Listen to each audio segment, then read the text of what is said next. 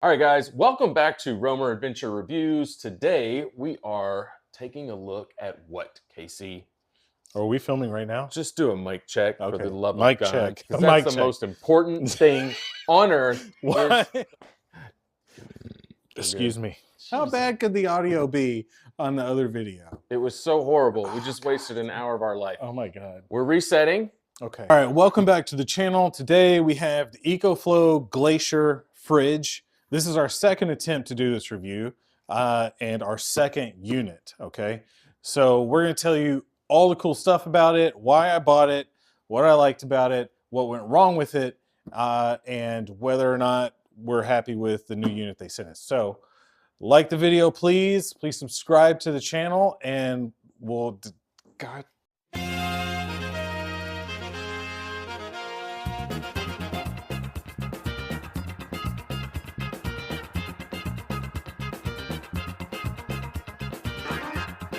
Okay, struggle bus tonight, but we're going to pull this together. First off, this is not your average 12-volt fridge. I mean, this thing looks like it popped out of a Cybertruck. Yeah. It's got a lot of really cool features. And where should we start? We got to start back here. This is where the battery is, okay? So this is a battery-powered fridge. No cords. No cords. The battery's optional, but frankly, why would you buy it if you weren't going to get the battery? I have found, depending on your temperature settings and everything, I think you could get 48 hours fairly easily out of a charge on this. If you try to run it as a freezer, that's going to be substantially less. Of course. Of course. But the battery is really cool. In fact, if you come back here, okay, all right, you notice I've got a battery level indicator. So I got 4 bars right now. Now, why would you need that when you have an app and a digital screen in the front to tell you the battery? Well, because you can take it out and charge it on the counter via this USB-C, right? Okay. And so also, this is two-way USB-C. I just saw the phone light up. It's charging up there. Yep. That's pretty slick. And you need that because, like I mentioned earlier, you've got a really slick app here. Okay. For the Ecoflow, right? So, yeah, it's got the state of charge. It's got both zone temperature settings. You can adjust that from the phone, from the driver's seat, or whatever when you're using it. Also, if this were plugged in right now, it would be telling me what wattage I was charging at. Man, that is so cool because I've got an IceCo, your basic IceCo fridge and freezer in the back of the Sasquatch. If it goes out, I don't know it. Yep. All right, so come on, let's take a look at the digital readout I mentioned earlier. All right, we've got state of charge on our battery. I'm not plugged in right now, otherwise it would be telling me. It would be like flashing saying, hey, you're plugged in, be a little plug icon. You know, it uses Wi-Fi to like connect to your phone and get firmware updates and everything. And then, so right now I've got 2 zones going. You can use them as the same and just use like the 2 zones to keep your food separate. You can, I've got one freezer side, one regular side right now. When the screen goes blank, you can just tap really any button to get it to come back. Okay. I've got temperature change right here. If I tap that button, now I can, you can pivot back and forth. Yeah, I can pivot back and forth. So if I keep toggling, it'll show me switch back and forth between that. All right, so checking it out on the inside, like I said, it's dual zone. I can make either side the freezer, or I can make both sides the freezer, or whatever. Dual lighting. Dual lighting, automatic lighting when you open it up. Okay. Yeah, this basket's really nice if you're running it as like a single zone. Really helps keep like fragile stuff separate from your hard cans and all that stuff. I think one of the cool things about these baskets is that you can take it out, take it inside the house, load it up from the fridge, and then just come and drop it in and go on your merry way. Yeah, that is how we do most of our packing when we're using this. That's really cool. And then this is maybe one of my favorite things. So we've got this divider, all right? All right. Pull it out, and now we're single zone. You're single zone. And the control panel just automatically updated to single zone. That's right. And you know, if you know anything about my house, something like this is going to disappear within 36 hours. Ecoflow has solved that. That's really cool.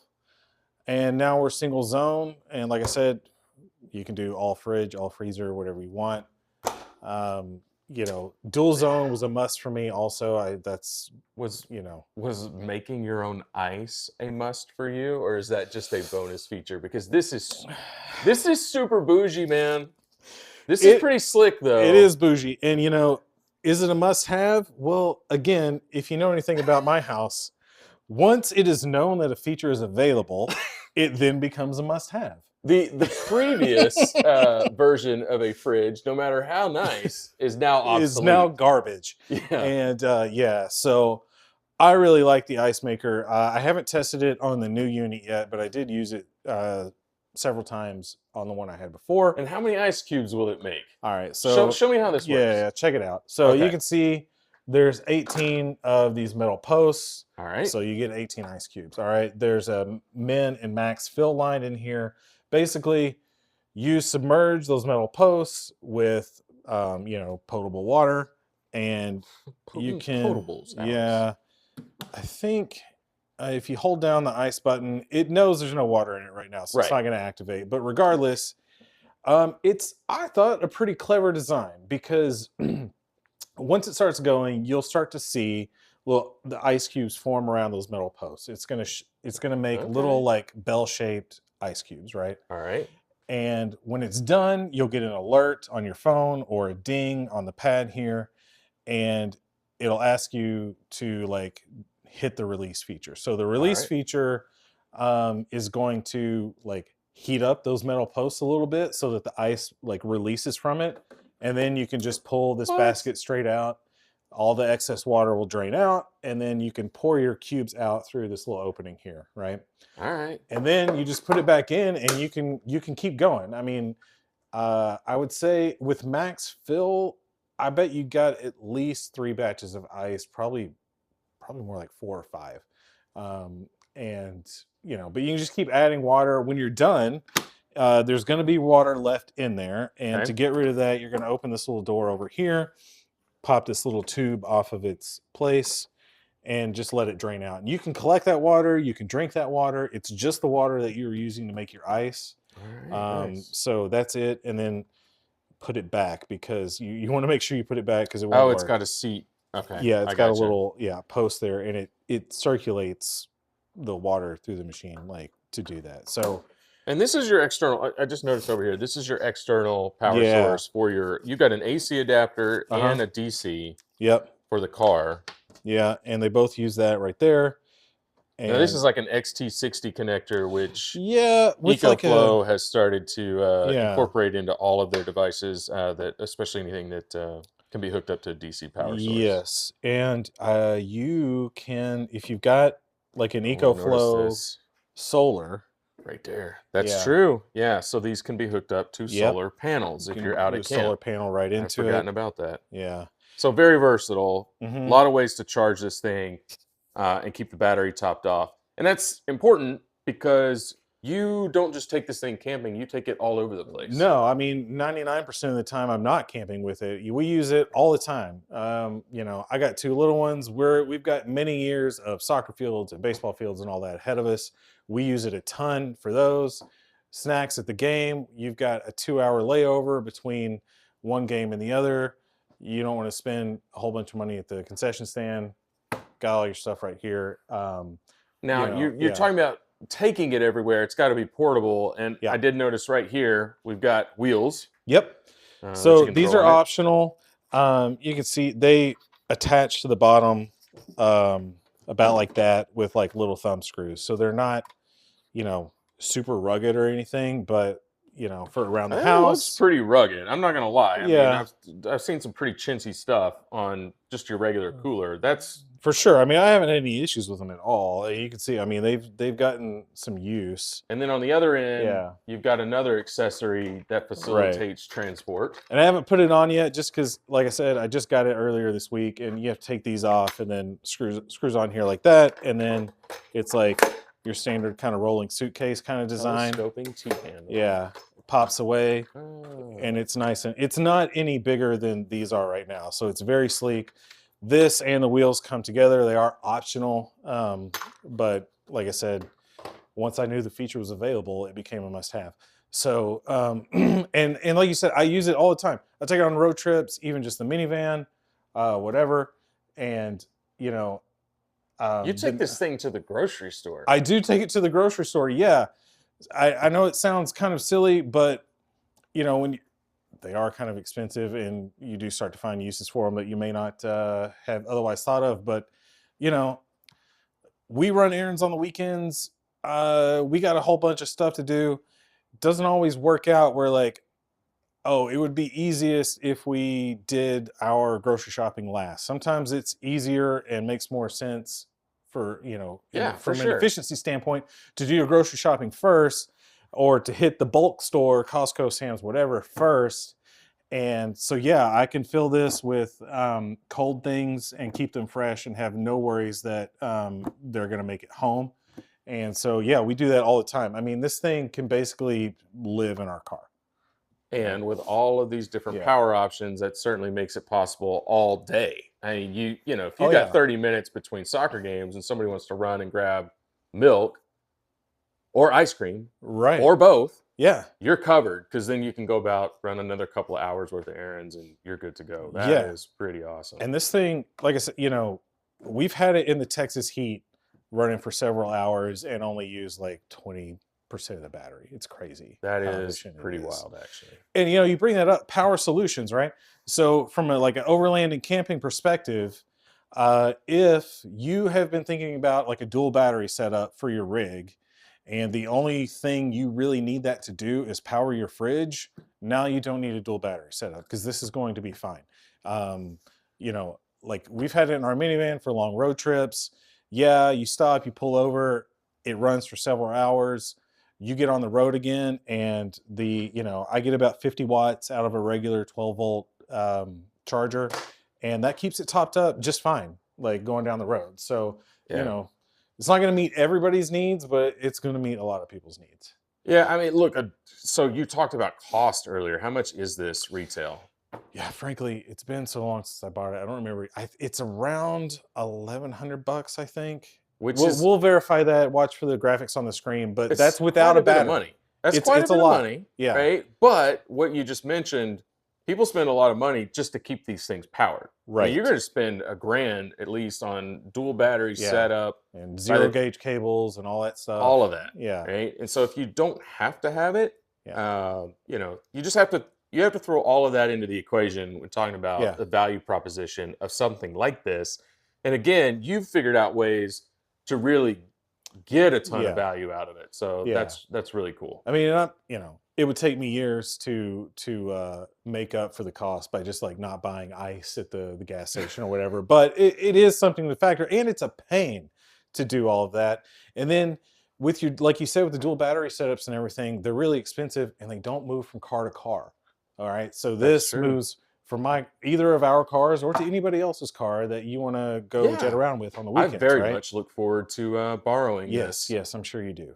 Yeah. Okay. All right, we've had a ton of fun actually talking about how useful this thing is and Mhm. all the features. We do need to talk about what went wrong with the first unit. So let's walk people through that. Yeah. So I've had it, you know, I don't know, 9 months or so. And frankly, I noticed something not quite right almost immediately. My drinks, I was like, oh, I really thought they were colder than that when I put them in. They seemed a little warmer than I thought. And so I just started to notice that like the temperature indicator on the screen wasn't quite matching up with the temperature of my stuff inside. And so I was kind of managing that by using the temperature settings like lower than I thought they should be or higher than I thought they should be. But that wasn't the problem. That wasn't the problem. I mean, essentially, the temperature sensor for inside the unit, for whatever reason, wasn't communicating correctly or whatever with the control unit, right? So it would tell me it was one temperature when in fact it wasn't. It got to the point where it would run away on me. So I would have it set at, you know, some reasonable temperature, like 40 degrees, right? And then it would just, the unit would be telling me, oh yeah, you're cool. You're at 40 degrees. Maybe you're low. You're at 37 degrees. And then it would just run to way, way, way below zero. And everything was Right. frozen. And everything would freeze solid. And so at that point, I was like, okay, I can't deal with this anymore. I got to call Ecoflow, you know. As it turns out, though, this was not a unique problem. it was not so much so that after they said, yeah, okay, we'll send you a new unit, then they were like, just kidding, we don't have any units, because they were having trouble keeping up with it. And at that point, I let it go. I don't know, 3 or 4 weeks, and I got kind of fed up, and I emailed it and I said, hey guys, you said you don't have any units. Why can I go to your website in the US and order a unit right now? At which point they emailed me back and said, here's your return authorization shipping label. You had to chase a little bit. Yeah, I had to chase a little bit. Now they do have decent US support, and that is really important because there's a lot of companies out there that don't. Yeah. But you had to chase. Yeah. And look, I mean, Ecoflow is very invested in the US market. Yeah. And to have a problem like that, I do have to give them credit. Eventually they made it right. And we do have a unit that seems to be functioning really well. And once we got our return authorization, it was very simple. I online set up a pickup time with FedEx, because I think because of like the Freon and stuff and the compressor or whatever, or the refrigerant, it's hazmat. So they had to come pick it up. I scheduled that on a Monday. FedEx came and got it, and 7 days later, I had my new unit. So, like you said, they are mostly overseas, but they have a good support system in the US because, some of these knockoff guys on Amazon or whatever, you send it away, you're going to be waiting a long time for it to go back overseas and then a new unit to come to you. So, we've had really good luck with Ecoflow products, both from a quality standpoint, and then their service is pretty good as well. That's a really good point because, right here is the Wave 2. You saw that earlier. We're about ready to test that in the Texas heat. You've got the Wave 1. Everything is integrated into that app. You only need one phone app to at least monitor and or control all of these devices, and they keep adding to it. So I'm really looking forward to seeing how this unit does, how it performs long-term, and how the Ecoflow lineup continues to expand. We'll keep you updated long-term. I'll say in the short amount of time I've had it, it does seem to be much better. So not only is it accurate with as far as the readout, telling me, right, but also, before, the readout was just plain wrong, right? So like I would set it at 40 and it'd be like, yeah, you're good, and then it's wrong. So now, yeah, I've seen a couple of variations here and there. We've kind of talked about why that is, but when there is variation between my set temperature and the actual fridge temp, it tells me on the screen. Like, it's accurate what it's telling me. So, we'll keep you updated, but so far, we're having good luck with it. All right, guys. Thanks for watching this episode of Roamer Adventure Network. And, again, like, subscribe, do all those things. Check it out. Pretty close to having merch. Oh, yeah. Yeah. Awkward Wave. Awkward Wave.